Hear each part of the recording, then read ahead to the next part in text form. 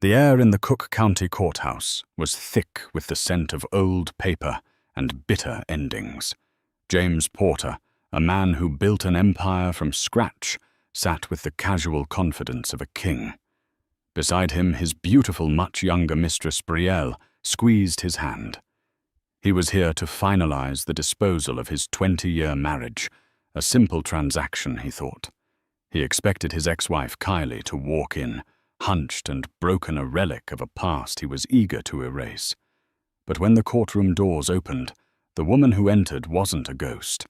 She was a force of nature, poised and radiating a power that silenced the room. He expected tears and pleas. He got a titan in a tailored suit. And in that moment, James Porter, the millionaire who thought he had it all, began to understand that he wasn't just losing a wife. He was about to lose everything. James Porter checked his watch, a Patek Philippe Calatrava, a subtle nod to his immense success. It was 9:02 a.m., 2 minutes late.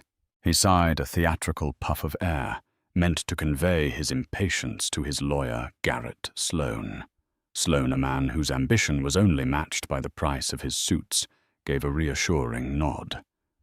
"Don't worry, James," Sloane murmured, his voice a low, confident hum. "It's a common tactic. She's trying to get under your skin. Let her. The judge sees it for what it is, desperation." James smirked. Desperation. Yes, that sounded right. That's what Kylie should be feeling. He glanced at Brielle Tanner, the woman for whom he'd upended his life. She was flawless, a 26-year-old masterpiece of modern beauty. Her blonde hair was perfectly styled, her makeup immaculate, and her tight-fitting dress was designed to command attention. She looked like the future. She was his future.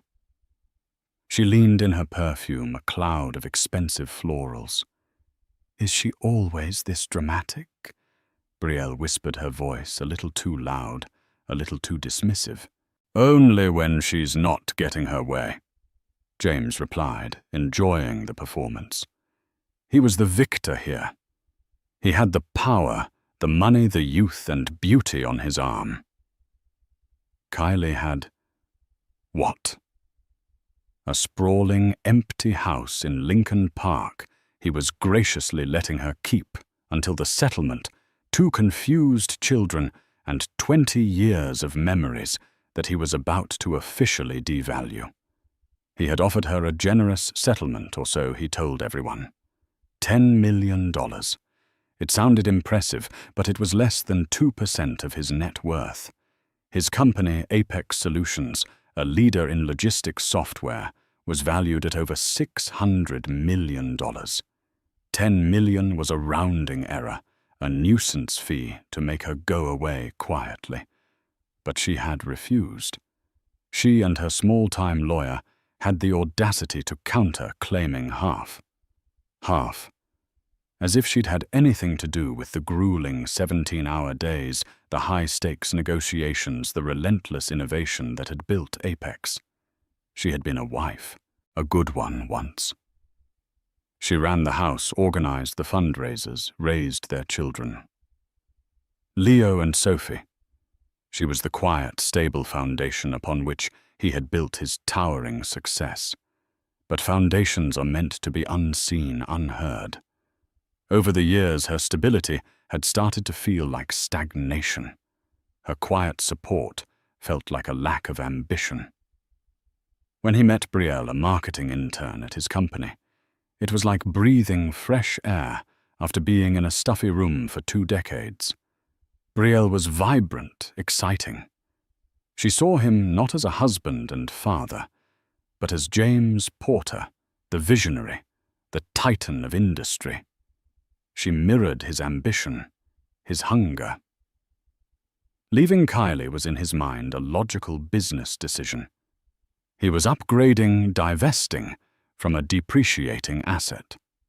The heavy oak doors at the back of the courtroom creaked open. A murmur rippled through the small gallery, mostly comprised of court reporters sniffing out a high-profile divorce. James straightened his tie, preparing his face into a mask of bored pity. But the woman who walked in shattered his expectations. This was not the Kylie he had left 8 months ago.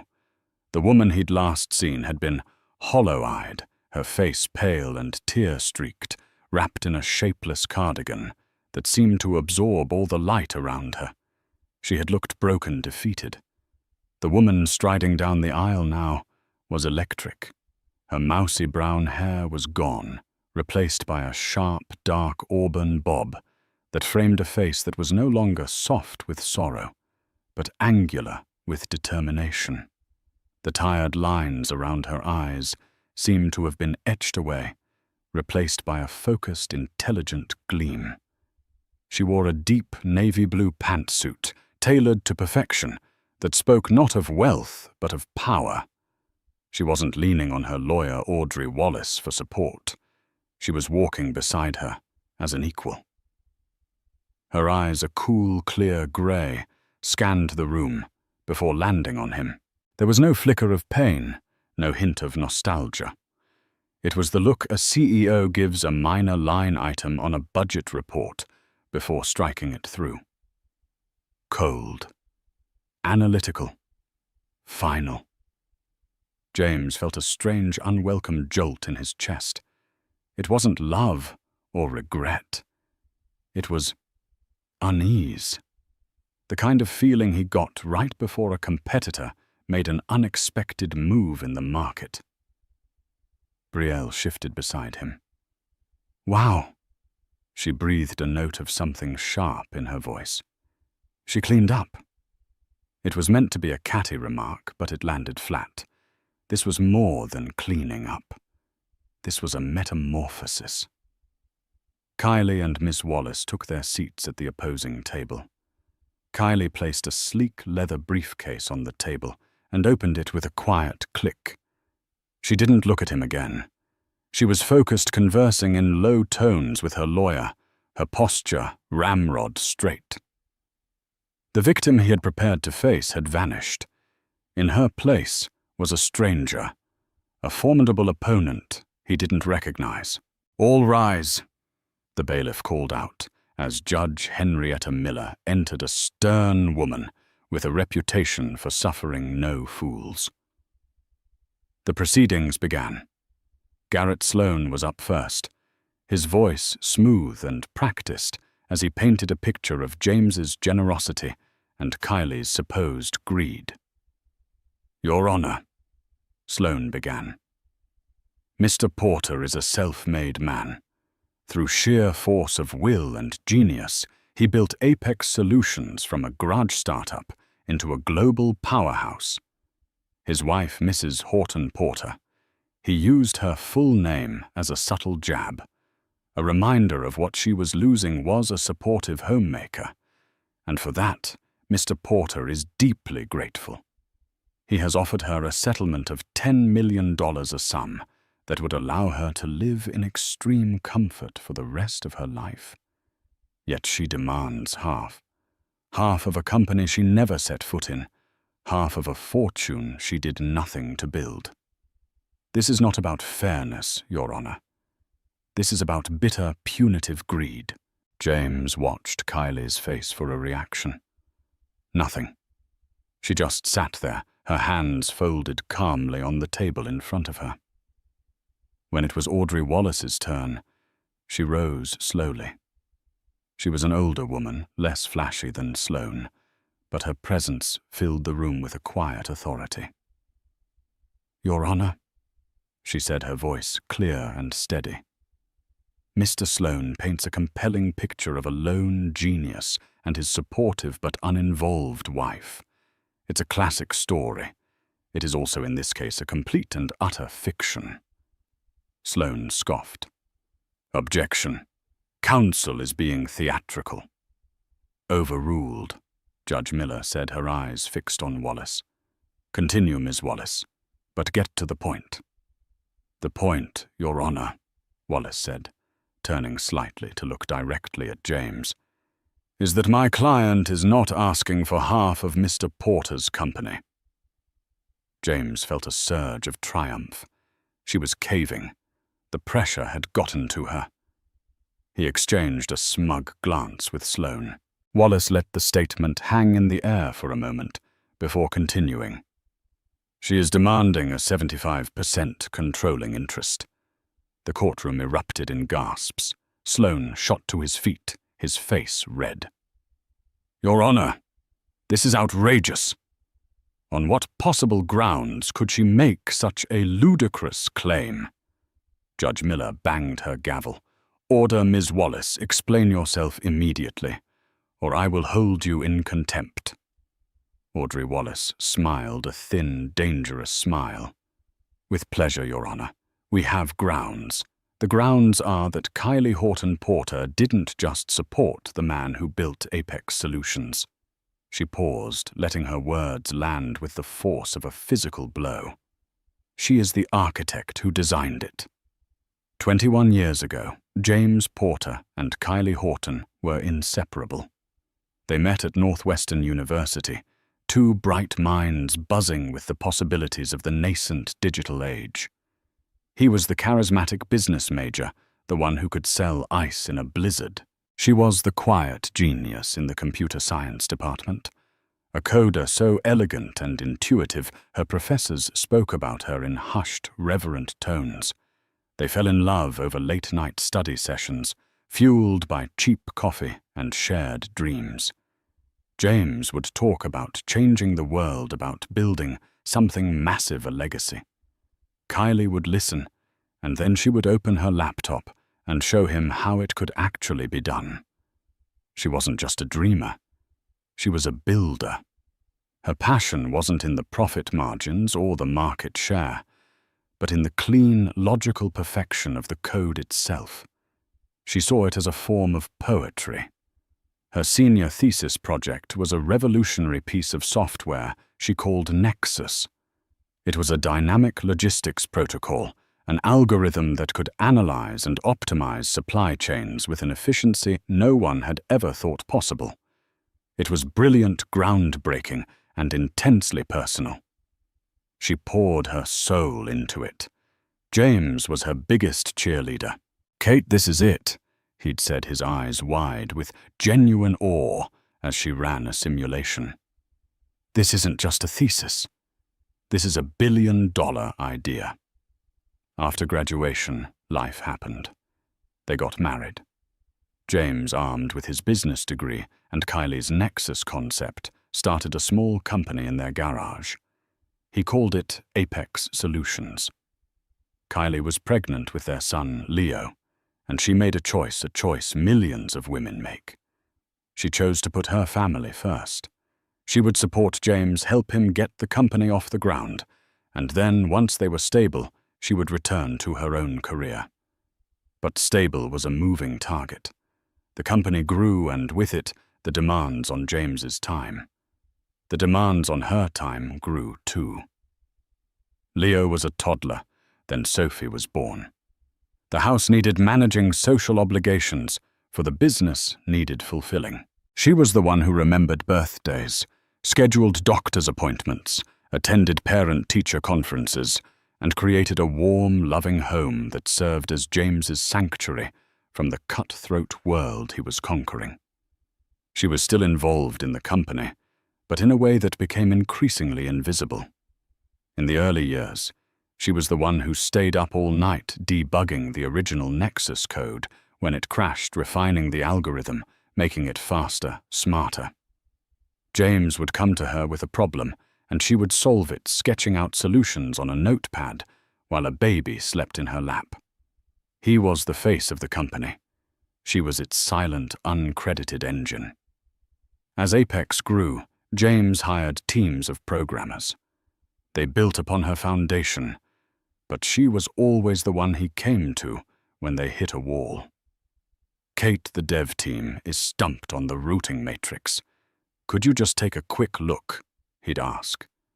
And she would. She never asked for a title, a salary, or shares. She was his wife. They were a team. His success was her success, or so she believed. The shift was gradual, almost imperceptible at first. The quick looks became less frequent.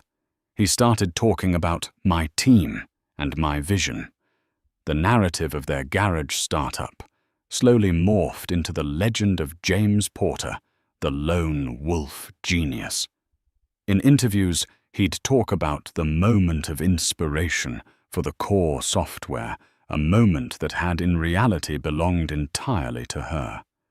She noticed it, but didn't challenge him. Challenging him would have felt like an accusation, a betrayal of their partnership. And she was happy. She loved her children. She loved the life they had built. She convinced herself the credit didn't matter. Then came Brielle Tanner. Kylie first saw her at the company's annual gala. She was one of dozens of bright young things buzzing around James, but there was a proprietary gleam in Brielle's eye that set her apart. She hung on his every word, her laughter a little too loud, her touch on his arm lingering a little too long. Kylie felt a cold prickle of unease, a feeling she dismissed as insecurity. James was a handsome, powerful man. Of course women would flirt with him. But then the little things started piling up. Late nights at the office became more frequent. Business trips on weekends. The scent of a strange perfume on his suit jacket. An emotional distance that felt like a chasm opening between them. He became critical, chipping away at her confidence. He'd comment on her clothes, her weight, her lack of killer instinct. "You've gotten comfortable, Kate," he told her one night after she asked why he was home so late. "The world is moving fast, and you're just standing still." The confrontation happened on a rainy Tuesday in April. He had left his phone on the nightstand while he showered. A message lit up the screen. It was from Brielle. "Last night was incredible. Can't stop thinking about you. J." The J was for James, of course. Kylie felt the world tilt on its axis. The air rushed out of her lungs. 20 years of trust, of partnership, of shared history, all of it incinerated by a single text message. She confronted him when he came out of the bathroom, a towel around his waist. She held up the phone, her hand trembling. She didn't scream. She didn't cry. Her voice was terrifyingly calm.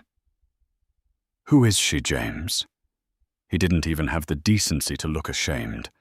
There was a flicker of annoyance, then a cold resignation. He saw his chance, and he took it. "Her name is Brielle," he said, as if discussing a business matter. "Kate, this has been coming for a long time. We've grown apart. I'm not the man you married, and you're not the woman I need anymore. I want a divorce." The words were like bullets. He spoke of division of assets, of custody arrangements for the children, all with the detached efficiency of a corporate restructuring. He told her she would be well taken care of. He was casting her off, and he expected her to be grateful for the severance package. That night, after he packed a bag and left for his new life, Kylie fell apart. She wept until she was empty, a raw, primal grief for the man she had loved and the life she had lost. But as the sun rose on her new, shattered reality, something else began to rise from the ashes of her sorrow, a cold, hard fury. He hadn't just broken their vows. He had erased her. He had taken her work, her intellect, her contribution, and claimed it as his own. He had built his kingdom on her foundation, and then declared her a squatter.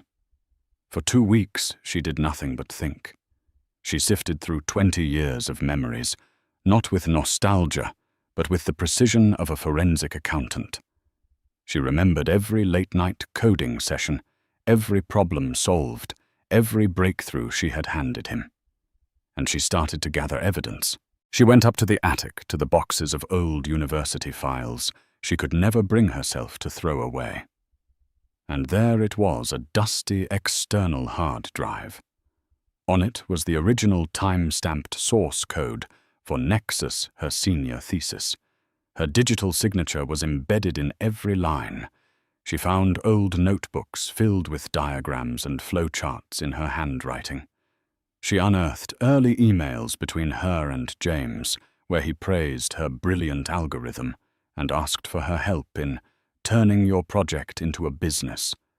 The narrative he had spent years crafting, the myth of the lone genius, was a lie. And she had the receipts. She hired Audrey Wallace, a lawyer known not for flashy courtroom theatrics, but for her meticulous, relentless preparation. For months, they worked in Akron. Kylie, the forgotten homemaker, rediscovered the brilliant analyst she had always been. She didn't just want a fair settlement. She didn't just want revenge. She wanted the truth. She wanted what was rightfully hers. So when she walked into that courtroom, it wasn't as Kylie Porter, the scorned wife. It was as Kylie Horton, the creator, the architect, and she wasn't there to ask for scraps from the table. She was there to claim the entire kingdom. The silence in the courtroom following Audrey Wallace's declaration was so profound it felt like a physical weight. James stared, his mind struggling to process the words. 75% architect. It sounded like nonsense, the ravings of a desperate woman. He looked at Garrett Sloane, expecting him to laugh it off, to dismantle the absurdity with a single cutting objection. But Sloane wasn't laughing. A flicker of professional concern, an emotion James had never seen on the man's face before, crossed his features. He knew Audrey Wallace by reputation. She wasn't one for bluffs. "Ms. Wallace," Judge Miller said, her voice dangerously low, "you've made an extraordinary claim. You will now substantiate it. No more theatrics." "Of course, Your Honor," Wallace replied calmly. She turned to Kylie, who opened her briefcase and produced a thick binder, handing it to the bailiff to be submitted as evidence. "Your Honor, we present Exhibit A. This binder contains copies of email correspondence between my client and Mr. Porter, dating from 2003 to 2008. James's blood ran cold. 2003. The very beginning. What emails? Wallace continued, her voice narrating the evidence as the judge began to flip through the pages. "You will find dozens of emails in which Mr. Porter refers to the core software of his company, not as Apex, but as Nexus, the name my client gave her senior thesis project at Northwestern University. For example," she said, picking up her own copy, an email from Mr. Porter, dated October 14, 2003. He writes, and I quote, "Kate, your Nexus code is pure genius. I've run the simulations like you showed me. We're going to change the world with this. Your project is going to make us rich." James felt a lurch in his stomach. He remembered that email. He remembered the unadulterated excitement, the feeling of being on the cusp of something huge. He also remembered how over time the we had become I, and your project had become my company. Sloane finally found his voice. "Objection, Your Honor. Old emails prove nothing more than a supportive wife taking an interest in her husband's work. It was a collaborative atmosphere. A collaborative atmosphere where one partner gets a billion-dollar company and the other gets a request for divorce via text message." Wallace shot back, her voice dripping with irony. "I think not. Furthermore, Your Honor, we have Exhibit B." Another item emerged from Kylie's briefcase. It was an old silver external hard drive with a faded university sticker on it. "This," Wallace announced, holding it up, "is a hard drive belonging to my client, last accessed in May of 2003. On it, we have the complete time-stamped and digitally signed source code for the Nexus Logistics Protocol."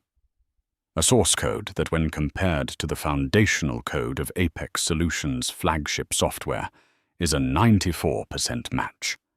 Our forensic analysis also included confirms its authenticity and creation date. Mr. Porter didn't found Apex Solutions on an idea he had in a garage. He founded it on a fully formed, brilliant piece of software his wife had already created. The courtroom was buzzing. Reporters were scribbling furiously. James felt the blood drain from his face. He looked over at Brielle. Her perfect smile was gone, replaced by a tight, anxious line. Her hand, which had been resting on his thigh, had withdrawn. "This is insane," James hissed at Sloane. "She helped a little at the beginning, that's all. She gave me the idea, sure, but I built it. I'm the one who secured the funding, hired the people, made the deals. Did you ever formally license the code from her?" Sloane asked, his voice a tense whisper. "Was there a contract? Did you buy the intellectual property?" "Buy it from my own wife?" James scoffed, but even as he said it, he knew how weak it sounded. He had never seen it as her IP. Once they were married, it was theirs. And what was theirs was, by his logic, his to control. Judge Miller was now looking at him, her expression unreadable but intensely focused. "Mr. Porter," she said, her voice cutting through the noise, "is it your testimony that you developed the foundational code for Apex Solutions yourself?" This was it, a critical moment. He had told this lie for so long to investors, to journalists, to himself, that it had become his truth. Admitting anything else would be catastrophic. "Yes, Your Honor," James said, forcing a confidence he didn't feel. "I did. My wife was a sounding board, as any spouse would be, but the work, the architecture, the final product, that was all mine." Kylie didn't flinch. She just looked at her lawyer and gave a nearly imperceptible nod. "In that case, Your Honor," Audrey Wallace said, "we would like to call our first witness to the stand. We call Mr. Albert Keene." James's heart stopped. Albert Keene. Their old professor from Northwestern. The head of the computer science department, a man revered in the tech community. He was Kylie's thesis advisor, a frail-looking man with a sharp mind and spectacles perched on his nose, was sworn in. Wallace approached him gently. "Professor Keene, thank you for being here. Could you please tell the court about a student you advised in 2003 named Kylie Horton?" Keene smiled fondly. "Kate, one of the most gifted programmers I've ever taught. Her mind for logic, for system architecture. It was truly remarkable. A generational talent." "And do you recall her senior thesis project?" Wallace asked. "Vividly," Keene said. "It was called Nexus. Frankly, it was postdoctoral level work. It was a paradigm shift in logistical theory. I've never seen anything like it before or since. I urged her to patent it, to pursue it. I told her it would be revolutionary." "And did she?" "No," Keene said, his expression clouding slightly. "She met a young business student, James Porter. She told me they were going to start a company together based on her project. She was very much in love. She said they would build it as a team." Wallace let the word team hang in the air. "Professor, have you ever had occasion to examine the software sold by the company Apex Solutions?" "I have," Keene confirmed. "And in your expert opinion, what is the relationship between Apex software and the Nexus project you advised Kylie on 20 years ago?" Professor Keene adjusted his glasses and looked directly at the judge. "Relationship, madame. It's not a relationship.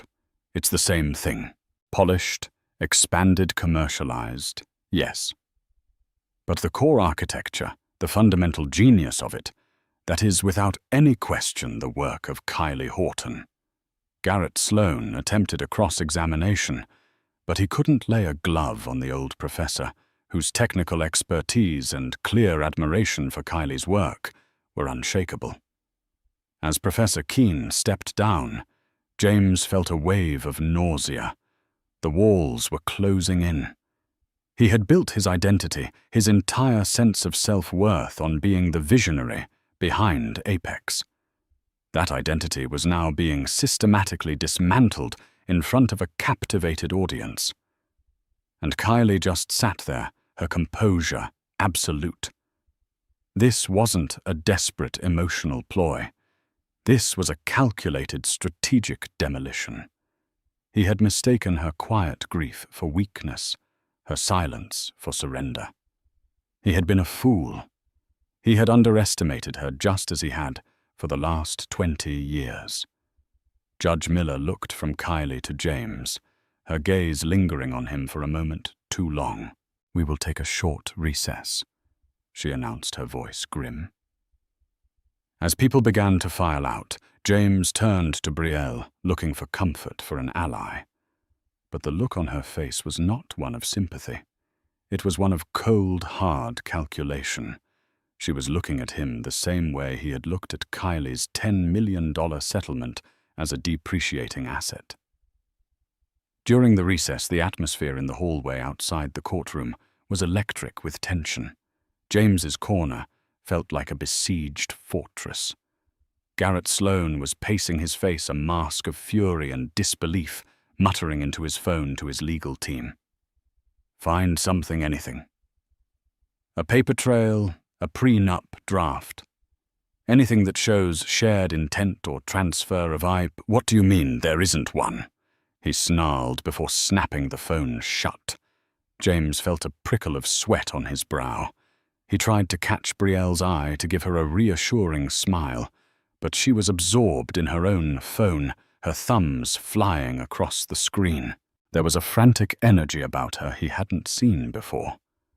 "Brielle," he said, his voice strained. "It's a shakedown, a desperate lie. We'll fight it." She looked up, her blue eyes wide, but not with fear for him. It was a different kind of fear. "A lie, James?" That old professor seemed pretty convinced. "They have the source code. Did you really think she was just going to walk away with a pity check?" Her tone was sharp, accusatory. The "we" she had so easily used before was gone. It was now "you." "I built that company," he insisted, his voice rising. "Her code was a starting point, a blueprint. You don't give the architect credit for every brick laid in a skyscraper." "Maybe not," Brielle countered, slipping her phone into her purse with a decisive snap. "But you also don't get to own the skyscraper if you stole the blueprint." She stood up, smoothing her dress. "I need some air." She walked away without a backward glance, her heels clicking an angry rhythm on the marble floor. James watched her go, a knot of dread tightening in his gut. The woman he had blown up his life for, the one who was supposed to be his glittering prize, was looking at him like a bad investment. When court resumed, Audrey Wallace was even more relentless. She presented financial records showing how, for the first 3 years of Apex Solutions' existence, Kylie's small inheritance from her grandmother was the sole source of funding for the family, and the business paying for the servers, the business registration, everything. She had not only provided the intellectual capital, but the initial financial capital as well. Then Wallace moved from the past to the present. "Your Honor," she said, "Mr. Porter has painted my client as being out of touch with the business world. He stated in his deposition that she hasn't had a real job in 20 years. He believes her to be incapable of running a lemonade stand, let alone a multi-million-dollar tech firm." "Objection," Sloane said wearily. "Relevance." "It is highly relevant to the future of the company whose ownership we are debating," Wallace countered. Judge Miller waved her on. For the past 8 months since Mr. Porter abandoned his family, my client has not been idle. She has not been, as Mr. Porter's legal team so crudely put it, languishing. She has been preparing. Your Honor, we would like to present Exhibit D. This time, what was presented was not a dusty relic from the past, but a sleek modern business portfolio. For the past 6 months, Wallace announced, Kylie Horton Porter has been the founder and CEO of a new logistics software company, Phoenix Innovations. Working with a small private team, she has developed a new platform from the ground up, one that makes the current Apex software obsolete. James actually laughed, a short, incredulous bark. Obsolete Phoenix Innovations. I've never even heard of it. My company is the industry standard. This is a joke. Is it Mr. Porter? Wallace asked, turning to face him. Then perhaps you can explain why 3 weeks ago, Northgate Haulage, one of the largest shipping firms in the Midwest and a client of Apex for the last decade, abruptly cancelled their 7-year, $80 million renewal contract with you. James froze. The Northgate deal collapsing had been a massive, inexplicable blow. His sales team had been baffled. Northgate had simply said they were moving in a new direction. And perhaps you can explain. Wallace continued her voice, like a hammer striking an anvil. Why yesterday morning an official bid was made to acquire the entirety of European logistics giant Omnicorp, a company Apex Solutions has been trying to acquire for 5 years, by a new well-funded American entity called Phoenix Innovations. The blood rushed from James's head. He felt dizzy. Omnicorp was his holy grail, the key to global domination. He had been whining and dining their board for years. For Kylie to swoop in, it was impossible. Where would she get that kind of capital, that kind of leverage, Your Honor? Wallace said, driving the final nail in. My client isn't just the original architect of Apex. She has proven herself to be its future. She has out-innovated it, out-maneuvered it, and is poised to overtake it. Giving her control of Apex isn't just an act of justice for the past. It is the most logical business decision for its future. She created the foundation, and she has now built a better version of the skyscraper next door. The question is, which one will this court recognize? James was speechless. He stared at Kylie. The quiet woman who used to organize his sock drawer and proofread his emails had been playing 3-dimensional chess while he was playing checkers. The 8 months he had spent in a blissful haze with Brielle Kylie had spent sharpening a blade, and she had just plunged it into the heart of his empire. As if on cue, his phone, which Sloane had insisted he put on silent, buzzed violently in his pocket. Then again, and again. He glanced down at the screen. A dozen frantic texts from his CFO, his head of sales, his board chairman. Northgate is gone. They signed with a Phoenix. Who are they, James? The Omnicorp deal is dead. They've accepted another offer. Market is panicking. Stock is starting to slide. Call me now. It was all real. While he was sitting here fighting to keep a fraction of his company from her, she was outflanking his entire operation. He looked up from his phone, his eyes wild with panic, and met Kylie's calm, grey gaze from across the courtroom. There was no triumph in her eyes, no glee, just a chilling, resolute finality. It was the look of a queen checkmating a pawn. Suddenly, another piece of the puzzle clicked into place. The strange phone call he'd received a month ago from a headhunter asking if he knew any top-level programmers from Apex who might be looking for a new challenge. The odd resignation of 2 of his best senior developers last week, for personal reasons. She hadn't just built a new company. She was poaching his talent. She was gutting him from the inside out. He felt Sloane's hand on his shoulder. "James." His lawyer whispered, his own professional composure completely shattered. "What is going on? Who is she?" James could only shake his head, the full, terrifying scope of his miscalculation crashing down on him. He had thought he was divorcing a homemaker. He had been at war with an empress. The judge called for the day's final recess before closing arguments, and the courtroom emptied in a chaotic flurry. James felt like a man in a dream, the world moving around him in a distorted blur. His entire reality had been upended in the space of a few hours. He wasn't the titan of industry. He was a fraud. He wasn't the visionary. He was a thief. He wasn't the one in control. He was the one being played. He stumbled out into the hallway, desperate to find Brielle, to find one solid thing to hold on to in the wreckage. He spotted her near the elevators, talking animatedly on her phone. He strode towards her, a torrent of explanations and accusations warring in his mind.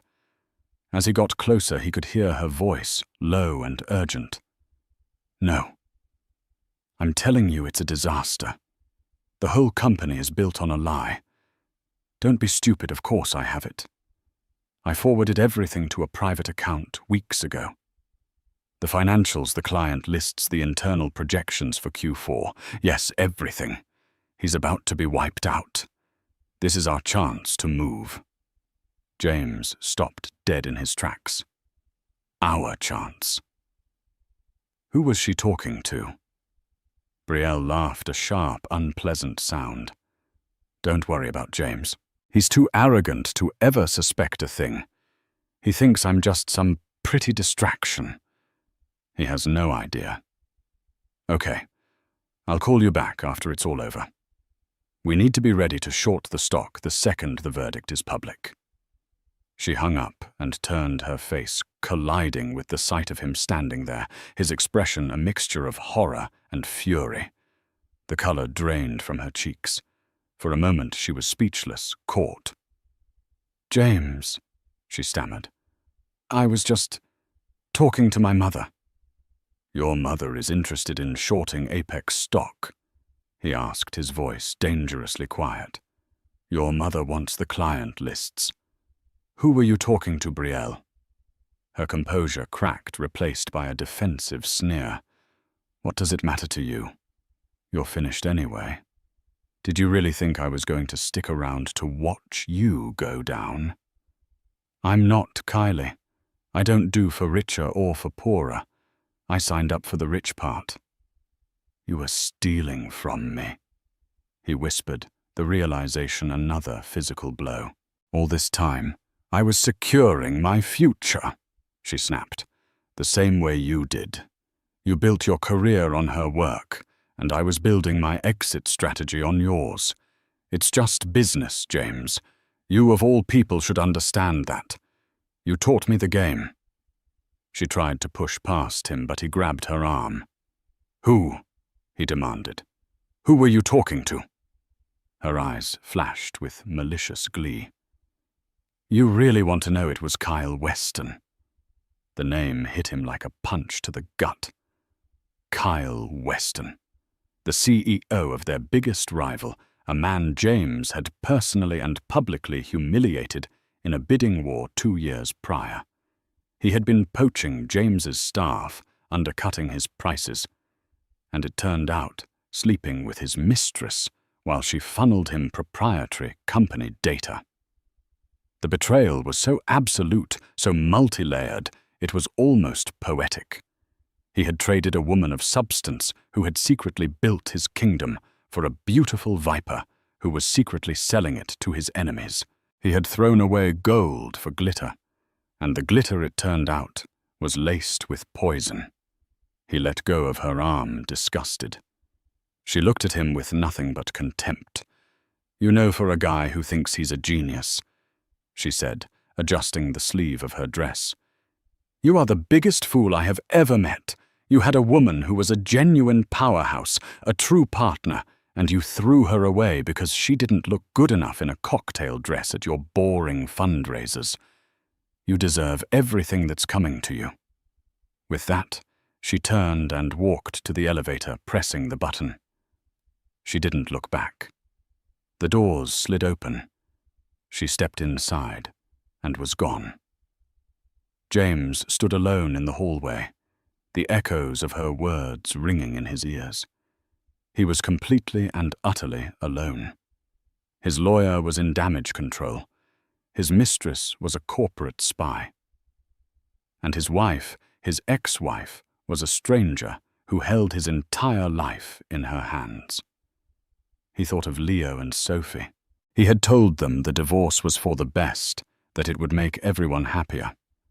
He saw now the confusion and pain in their eyes that he had dismissed as childish melodrama. He had broken their home, their family, their trust, all for a woman who was now probably negotiating the price of his company's secrets with his worst enemy. The regret was a physical thing, a crushing weight on his chest that made it hard to breathe. It wasn't just about the money or the company anymore. It was about the catastrophic failure of his own character. He had systematically dismantled every good thing in his life in pursuit of a hollow, egotistical fantasy. The bailiff's voice called from the doorway, "Court is back in session." James turned and walked back into the courtroom, not as a king returning to his throne, but as a condemned man walking to the gallows. He took his seat. The chair felt cold and hard. He glanced across the room at Kylie. For the first time, he didn't see an adversary. He saw the life he could have had, the partner he should have cherished. He saw everything he had lost, and he knew with a certainty that chilled him to the bone that he was never, ever getting it back. When closing arguments began, the outcome already felt like a foregone conclusion. The air in the courtroom had shifted. The initial perception of a greedy ex-wife trying to fleece her successful husband had evaporated, replaced by the stark reality of a monumental injustice about to be corrected. Garrett Sloane did his best, but his arguments were hollow, his confidence shattered. He spoke of James's sweat equity, of the years he had spent building the business side of the company. He tried to frame Kylie's secret development of Phoenix Innovations as a vindictive, calculated act of sabotage rather than a brilliant business move. But his words lacked conviction. He was a lawyer defending a client whose foundation had been proven to be fraudulent. He was arguing for the rights of a king who had been revealed to have stolen his crown. When Audrey Wallace rose for her final statement, she did not raise her voice. She spoke with a quiet, powerful gravity. "Your Honor," she began. "For 20 years, Kylie Horton Porter worked without a title, without a salary, and without recognition. She was the chief architect, the lead programmer, the head of R&D, and the primary investor in what became Apex Solutions.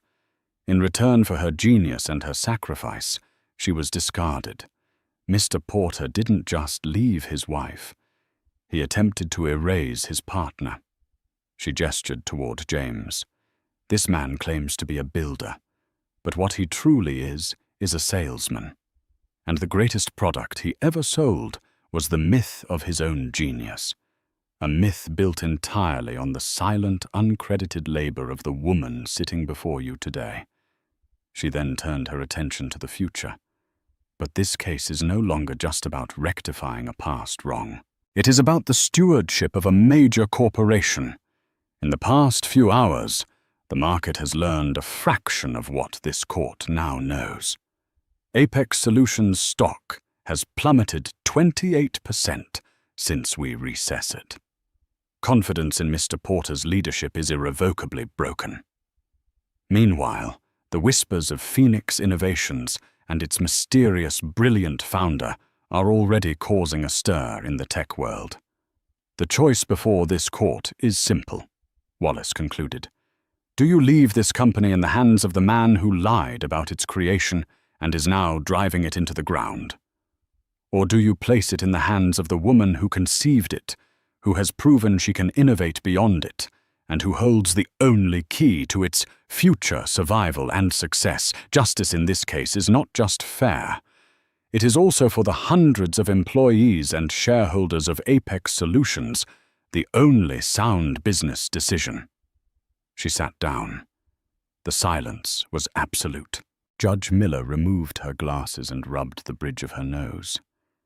She looked at the stacks of evidence at the binders at the transcripts. She looked at James, then at Kylie. Her gaze lingered on Kylie for a long moment, a look of profound, almost weary respect in her eyes. I have heard the arguments. Judge Miller began, her voice resonating with authority. I have reviewed the extensive and compelling evidence presented by the plaintiff. In the matter of the divorce of Porter versus Horton Porter, the court finds the following. Every person in the room leaned forward. First, the court finds the evidence to be overwhelming and conclusive that the foundational intellectual property upon which Apex Solutions was built was the sole creation of Miss Kylie Horton Porter. Mr. Porter's subsequent commercialization of this IP without contract compensation or credit constitutes a gross and indefensible misappropriation. James felt his world shrinking to a single point of roaring noise in his ears. Therefore, the judge continued, the standard 50-50 division of marital assets is not applicable here. We are not dividing a shared asset, but rather restoring a stolen one. The court hereby orders a transfer of 60% of the shares and full controlling interest of Apex Solutions to Ms. Kylie Horton Porter, effective immediately. Gasps echoed through the room. 60%. Not the 75 she had asked for, but more than enough. It was a complete takeover. Furthermore, Judge Miller went on, her voice devoid of emotion. Mr. Porter will be allocated 20% of the company shares. The remaining 20% will be placed in a trust for their children, Leo and Sophie Porter, to be managed by Ms. Horton Porter until they reach the age of 25. So he was left with a minority stake in the company he once ruled, while she controlled not only her own shares, but their children's as well, giving her an unassailable 80% of the voting power. He was a figurehead, a ghost on his own board. As for spousal support, the judge said, looking directly at James, there will be none. The plaintiff is clearly more than capable of supporting herself. All other personal properties and assets are to be divided as per the initial agreement. This court is adjourned. The gavel struck wood with a deafening crack. It was over. Chaos erupted. Reporters shouted questions as they rushed for the doors.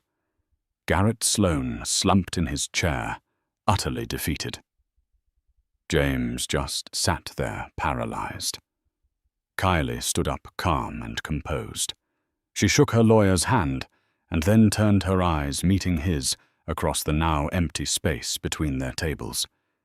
She walked towards him. For a wild, insane moment, he thought she might say something conciliatory, offer an olive branch.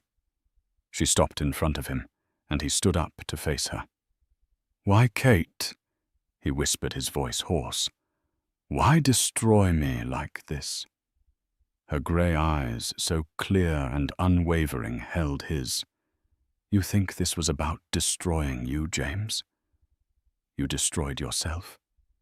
You did it the day you decided my only value was in the reflection of your success. You did it the day you chose a cheap fantasy over a real family. This wasn't about destruction. This was about reclamation. I just took back what was mine." With that, she turned and walked away, not looking back. He watched her go, a powerful, solitary figure, moving purposefully towards the doors, towards her new future, her new empire. As he stumbled out of the courthouse, minutes later he was mobbed by a frenzy of cameras and microphones. "Mr. Porter, is it true your ex-wife created your software? What's your response to the stock collapse? Are the rumors of corporate espionage true, Mr. Porter?" He pushed through them, his face a grim mask, and got into the back of his car. As it pulled away, he saw the headline already flashing on a news ticker on a nearby building: "Porter Empire Crumbles Ex-Wife Revealed as Tech Visionary." He had walked into court that morning, a king ready to banish his queen. He was leaving a pauper, stripped of his kingdom, his legacy and his honor, a footnote in the story of the brilliant woman he had once called his wife. The regret was no longer a weight, it was a void, and he knew he would spend the rest of his life falling into it. 6 months later, the name on the gleaming steel and glass skyscraper in Chicago's Fulton Market district had changed. The aggressive angular logo for Apex Solutions was gone, replaced by the elegant soaring emblem of a bird rising from flames, Phoenix Innovations. Inside the CEO's office, the view was spectacular, but Kylie Horton was not looking at the skyline. She was looking at a framed drawing on her desk, a colorful crayon-drawn picture of a smiling family. Sophie had made it for her. Next to it was a photo of a grinning Leo wearing a Phoenix Innovations t-shirt, standing next to her at the company's official launch party. The past 6 months had been a whirlwind. Taking control of Apex had been like wrestling an octopus, but she had been methodical. She merged its assets and staff with her leaner, more advanced Phoenix platform. She fired the sycophantic executives who had enabled James's worst impulses and promoted the talented engineers and developers he had overlooked, many of whom were women. The company culture shifted from one driven by ego to one driven by collaboration and innovation. The stock, after its initial freefall, had stabilized and was now climbing steadily, surpassing its previous highs under James's rule. Kylie Horton wasn't just a story. She was a success. Her life had found a new, better rhythm. She made it home for dinner every night. She helped Sophie with her math homework and listened to Leo practice for his driving test. The sprawling, empty house in Lincoln Park no longer felt empty. It felt like a home again, filled with laughter and the comfortable chaos of family. They were healing. James, meanwhile, had disappeared from public life after a disastrous attempt to form a new startup, which failed when no investor would touch him. He had sold off most of his remaining 20% stake in Phoenix just to cover his legal fees and mounting debts. He now lived in a small, modern condo, a nice place by any normal standard, but a prison compared to the life he once knew. He had tried to reach out. He sent emails, left voicemails. They were filled with remorse, with pleas for forgiveness, with talk of the good times. Kylie never responded. It wasn't out of spite. It was simply that the man who was sending those messages was a stranger to her now, a ghost from a life she no longer lived. There was nothing left to say. One crisp autumn afternoon, James was sitting in a cafe nursing a single cup of coffee when he saw her. Kylie was walking down the street with Leo and Sophie. They were laughing about something, their heads close together. Sophie was holding her mother's hand. Leo, now taller than Kylie, had a protective arm slung around her shoulder. They looked happy, whole, a perfect, self-contained unit. For a moment he felt a powerful urge to run out to say something. But what could he say? "I'm sorry I made a mistake." The words felt laughably inadequate. He had committed a crime not against the law, but against the heart, and for that there was no appeal. He watched as they disappeared into a bookstore, the bell above the door jingling merrily. He was left alone with his reflection in the cafe window, a man who had reached the apex of the world only to discover he had built it on the wrong mountain. He had traded his family for an illusion of power, his partner for a sycophant. He had chosen the mistress over the masterpiece. He finally understood the true nature of his loss. It wasn't the money, the company, or the fame.